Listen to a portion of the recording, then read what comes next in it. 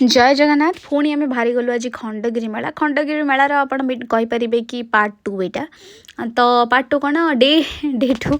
तो से दिन लास्ट डे था 7 दिन लास्ट डे था तो आम बाहरी आम कहलु मत एक्चुअली जो मेला को गले 2 थर 3 थर नगले मत जमा भी मन खुशी हुए मुझे कहीं ना मुझे मत भल लगे मेला बुलायापर आंटी पूरा झुली झुली चलुले मुझे वीडियो करदेली ये आसिक फास्ट माने फास्ट आम आगू कौन जीव गोटे गोटे दुकान निहाती मैंने सब अध घंटे घंटे लगा मैंने रोते ठिया होते देखुले मत बहुत राग लगुला गोटे दुकान रही टेडी देखिले से सब 99 चलता भल था 70 टी था स्टीम केक खाइले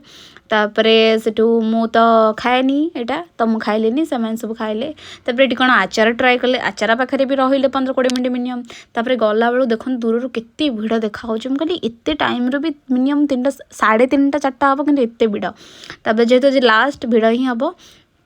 तापर से आम आसिक खाइलु मथुरा केक आउ कौन से ककलेट लंका चप मुझे गोटे मथुरा केक तो खाएनी मुझे गोटे ककलेट खाई तापर आसिक पीलु लस्सी आउ गोटे जगह पीलु कि भल नाला यू जो ट्राए कलु मुझे मना कर खाइबी कहीं मम्मी मत जबरदस्ती खुआईदेला